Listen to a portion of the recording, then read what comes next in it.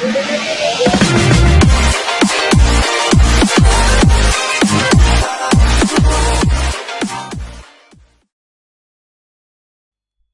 کشا قسط نمبر 5 داستان ظہیر الدین محمد بابر۔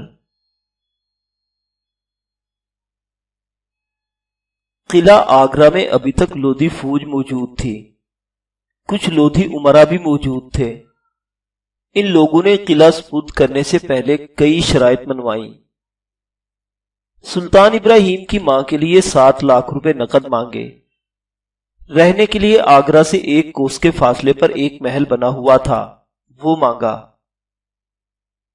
امراء نے جاگیریں طلب کی۔ بابر نے یہ سب مطالبات مان لیے۔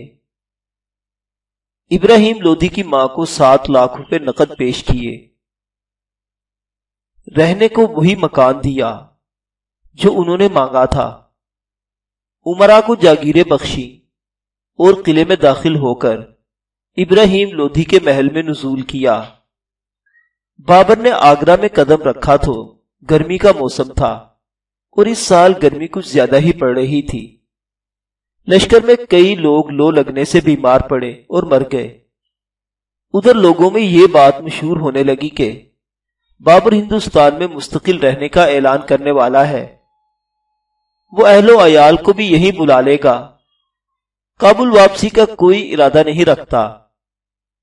اکثر آزمودہ کار سردار اور بیگ بدل ہو گئے اور وطن واپس جانے کے لیے پر تولنے لگے۔ فوج کی جان وہ لوگ تھے جو سرد کوہستانی علاقوں میں پلے اور اب اپنے وطن کی ٹھنڈی ہواؤں کی یاد ستا رہی تھی۔ کثیر دولت انعام کی صورت میں مل چکی تھی۔ ان کی خواہش تھی کہ اسے لے کر وطن جائیں، اس سے پہلے کہ کوئی ناخوشگوار صورتحال سامنے آئے اور یہ سب چھن جائے۔ بابر نے ابھی صرف دہلی اور آگرہ فتح کیا تھا۔ اس ملک کے راجپوت ابھی باقی تھے جن سے مقابلہ تھا۔ ضروری تو نہیں کہ ہر لڑائی میں فتح نصیب ہو۔ بابر ان کی بددلی سے بہت پریشان تھا۔ اسے ابھی بہت سے مارکے طے کرنے تھے۔ ان سرداروں اور بیگوں کی ابھی اسے ضرورت تھی۔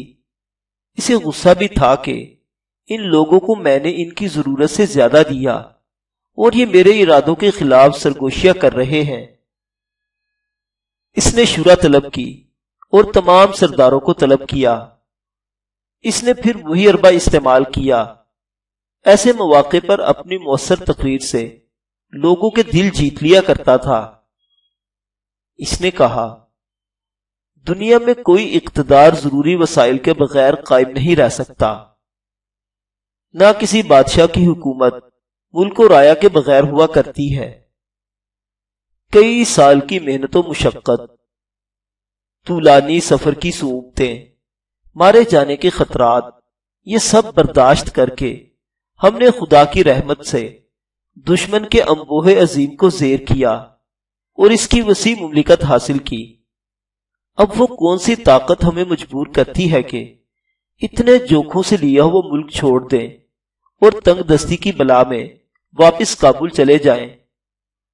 کوئی شخص جو مجھے عزیز رکھتا ہے، آئندہ اس کے منہ سے ایسی باتیں نہ سنوں، لیکن جسے ٹھہرنے کی تاب نہیں، وہ شوق سے واپس چلا جائے۔ اس کی تقریر نے اثر دکھایا۔ سرداروں نے اس سے وعدہ کیا کہ وہ کابل کے بجائے ہندوستان کو اپنا وطن بنائیں گے، لیکن اس کا عزیز ازجان امیر، اس کا نائب اول خواجہ کلاں اپنے خیال پر جمع نہ رہا۔ بابر نے آخر اسے کابل واپس جانے کی اجازت دے دی، لیکن ساتھ ہی وہ گیا، لیکن ساتھ ہی دیوار پر یہ شعر گھسیٹ گیا، اگر میں سندھ سے بخیر و عافیت گزر گیا تو دوبارہ ہندوستان آنے کی خواہش پر لعنت بھیجوں گا۔ اس کے جانے کی کدورت کم نہیں ہوئی تھی کہ بابر کی نظر اس شعر پر پڑ گئی۔ اس نے اس کے جواب میں ایک شعر خواجہ کلاں کو کابل بھیجا۔ بابر کے خدا کا شکر ہے کہ ہند و سندھ کی بادشاہی اس نے عطا کی۔ خواجہ تیری ہمت گرمی کی تاب نہیں لاتی، تو جا غزنی کے جھاڑے کھا۔ ابراہیم لودھی کی ماں نے، جس کا نام بیدا بتایا جاتا ہے، ایک دن کے لیے بھی سیاہ ماتمی لباس نہیں اتارا تھا۔ دکھ تو اسے ہونا ہی چاہیے تھا، وہ بیٹے کا چہرہ بھی نہیں دیکھ سکی تھی، اور اب بیٹے کے قاتل کے رحم و کرم پر تھی۔ یہ محل اس نے خود مانگا تھا کہ اس کے بیٹے کی یادگار تھا، لیکن یہاں آ کر وہ ایک دن بھی چین سے نہیں رہ سکی تھی۔ ابراہیم کی روح اس کا پیچھا کرتی رہتی تھی۔ یہ روح اسے تانے دیتی تھی کہ تیرے ہوتے ہوئے ابراہیم کا قاتل ابھی زندہ ہے۔ وہ اپنا غصہ بابر کو بد دعائیں دے کر اتار لیا کرتی تھی۔ اس کے 5 وقت کی نمازیں انہی بد دعاؤں میں گزر رہی تھی۔ اسے جو 2 کنیزیں ملی تھی، ان سے بھی وہ یہی باتیں کرتی رہتی تھی۔ یہ دونوں ہندوستانی تھی۔ وہی اسے یہ بھی بتاتی رہتی تھی کہ بابر کی فوج میں بغاوت ہو گئی ہے، بابر خود بھی مجبور ہو کر کابل واپس چلا جائے گا۔ ایسی مثالیں موجود تھی کہ بیرونی حملہ آور یہاں آئے اور لوٹ مار کر کے چلے گئے۔ بڑھیا کو ذرا اطمینان ہو گیا، لیکن جب 1 سال ہو گیا اور پھر یہ بھی سننے میں آیا کہ بابر نے ہندوستان ہی کو اپنا وطن بنا لیا ہے اور مقامی مزاحمتوں سے نمٹنے کے لیے بعد اپنی تمام بیویوں کو بھی یہیں بلوا لے گا، تو اس کے صبر کا پیمانہ چھلک اٹھا۔ اب اس کی بیویاں بھی میرے بیٹے کے ملک پر راج کریں گی۔ مجھے اس سے پہلے ہی بابر کا خاتمہ کر دینا چاہیے۔ یہ کہتے ہوئے اس کی آواز قدرے بلند ہو گئی تھی۔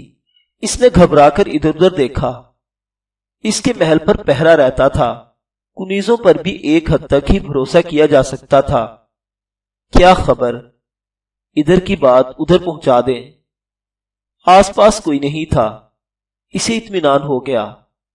اس نے پھر سوچنا شروع کیا۔ بابر کو راستے سے ہٹانا کوئی آسان بات نہیں ہے، لیکن میرا انتقام، میرا بس چلے تو اپنے ہاتھوں سے بابر کا گلا گھونٹ دوں۔ پھر وہ ان ہندوستانیوں کو برا بلا کہنے لگی جو اسے بھی ناپسند کرتے تھے اور اس کی ملازمت میں بھی تھے۔ اسے اپنی کنیزوں میں سے ایک کی کہی ہوئی بات یاد آئی۔ ان میں سے ایک نے ہنستے ہوئے اسے بتایا تھا کہ بابر بادشاہ کو ہندوستانی کھانا کھانے کی لت پڑ گئی ہے، اس مقصد کے لیے اس نے 4 باورچیوں کو ملازم رکھا ہے۔ اگر ان میں سے کسی ایک کو خرید لیا جائے تو کام بن سکتا ہے، اس نے دل ہی دل میں سوچا، لیکن خود ہی اپنا فیصلہ بھی کمزور نظر آنے لگا۔ یہ ہندوستانی لوگ وفادار بہت ہوتے ہیں، اگر بات کھل گئی تو بابر کسی لودھی کو زندہ نہیں چھوڑے گا۔ یہ کام براہ راست نہیں، کسی اور کے ذریعے ہونا چاہیے۔ اس نے تحقیق کرنی شروع کر دی کہ 4 باورچی ملازم رکھے گئے ہیں، وہ کون ہیں۔ کئی دن کی تنگ و دو کے بعد اسے معلوم ہوا کہ ان میں سے ایک کا بھائی پانی پت کی جنگ میں مارا گیا تھا۔ تف ہے چاشنی گیر تجھ پر کے اپنے بھائی کے قاتل کے لیے کھانا پکاتا ہے۔ میں تیری جگہ ہوتی تو کھانے میں زہر ملا کر بادشاہ کو دے دیتی۔ کہتے کہتے رک گئی اور پھر خوشی سے اچھل پڑی۔ منصوبہ خود بخود تیار ہو گیا تھا۔ اگر کوئی اس باورچی کو غیرت دلائے تو وہ اس کام کے لیے آمادہ ہو سکتا ہے۔ اب سوال یہ تھا کہ بلی کے گلے میں گھنٹی کو کون باندھے گا۔ اسے پھر کنیز کی بات یاد آئی، لیکن اس سے کچھ کہتے ہوئے ڈرتی بھی تھی۔ کئی دن اسی ادھیڑ بن میں گزر گئے۔ کچھ کہنے کے لیے لب کھولتی اور پھر ڈر کے مارے چپ ہو جاتی۔ پھر ایک دن اس نے ترکیب نکال ہی لی۔ وہ اپنے زیورات کی صندوقچی نکال کر بیٹھ گئی اور پھر اپنی دونوں کنیزوں کو صدا لگائی۔ وہ دونوں دوڑی دوڑی آئیں تو جگمگ کرتے زیورات دیکھ کر ان کی آنکھیں چمک اٹھی۔ اماں، آپ کے پاس اتنے زیور ہیں، ہم نے تو آج تک دیکھے ہی نہیں تھے۔ یہ کیا ہے؟ ابھی اتنے اور ہیں، یہ نگوڑا بابر نہ ہوتا تو تمہیں بھی ہیرے جواہرات پہناتی۔ اب تو یہی میرے بڑھاپے کا سہارا ہے۔ آپ نے ہمیں کیوں بلایا؟ کوئی کام ہے؟ میں تو تمہاری باتوں میں ہی بھول گئی کہ میں نے تمہیں کیوں بلا لیا تھا۔ خیر اب تم جاؤ۔ ان میں سے ایک کنیز جب رات کے وقت بیدا کے پاؤں دبانے لگی تو اس کنیز نے ایک مرتبہ پھر ان زیورات کا ذکر کیا۔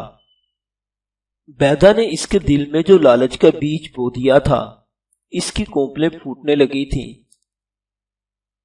اب تو میرے دل میں ایک ہی ارمان ہے، بیدا نے کہا، بابر کو مرتا ہوا دیکھوں، پھر مجھے اس زیور کا کیا کرنا؟ جو بابر کو مارے گا اسی کو دے دوں گی۔ اماں، آپ نے یہ خوب کہی۔ بابر آخر بادشاہ ہے، اس کے محافظ ہر وقت اس کے ساتھ رہتے ہیں، اسے مارنا کوئی اتنا آسان ہے؟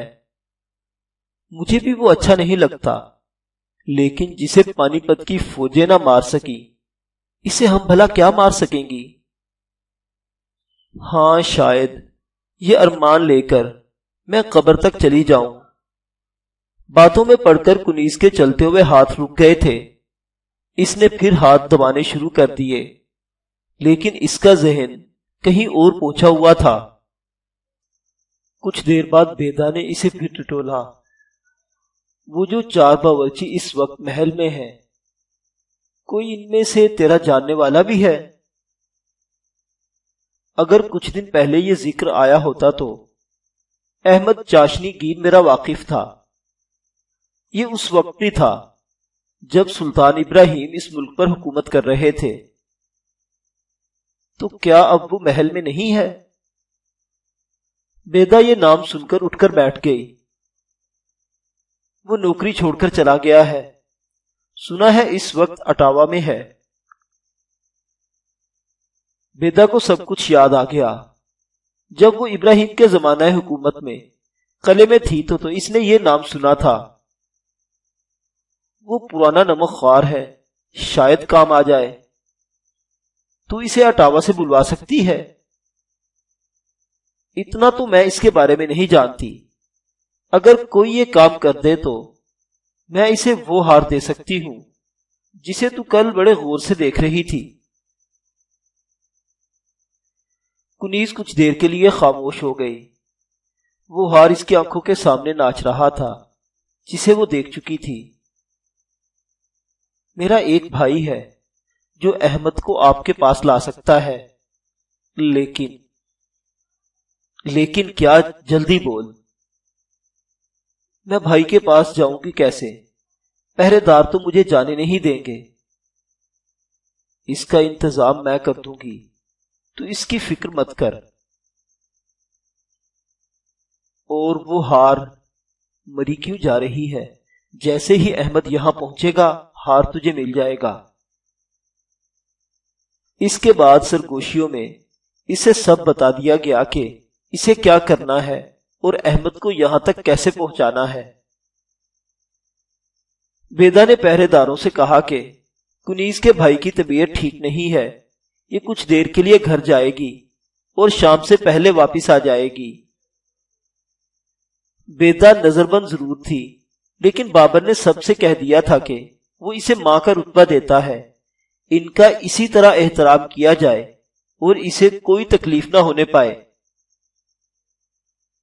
پہرے داروں نے اس کی بات ٹالنا مناسب نہ سمجھا اور اس کے کہنے سے کنیز کو محل سے جانے دیا۔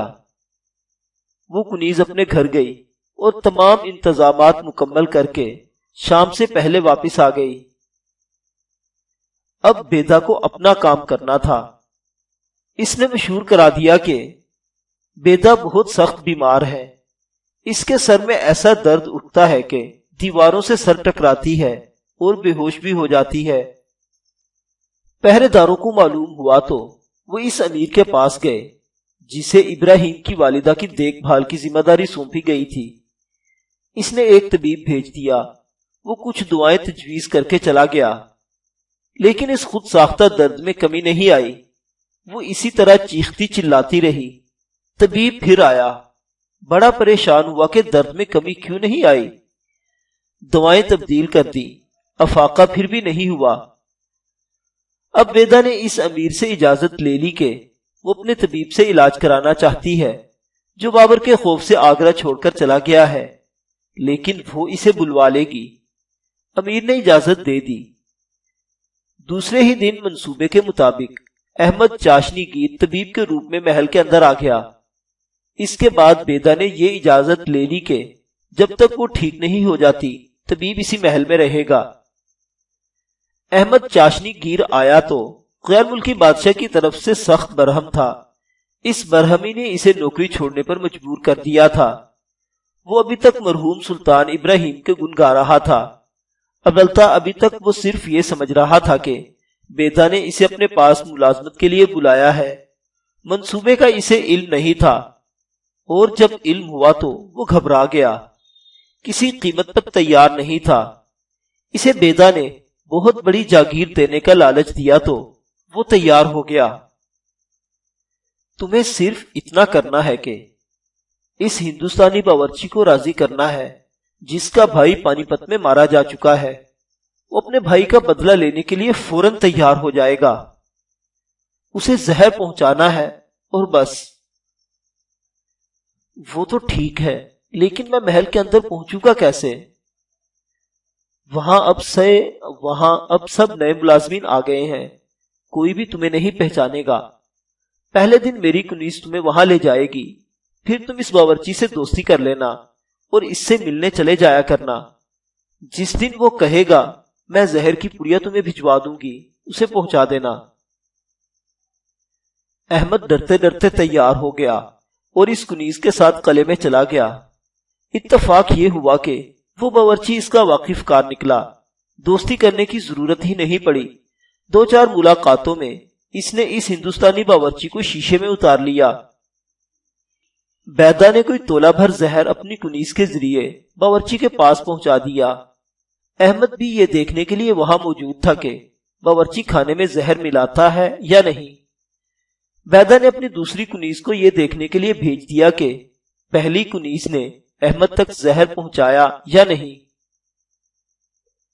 سالن پتیلی سے نکال کر رکابی میں ڈالا گیا تو باقی 3 باورچیوں نے حسب رواج باری باری اس سالن کو چکھا۔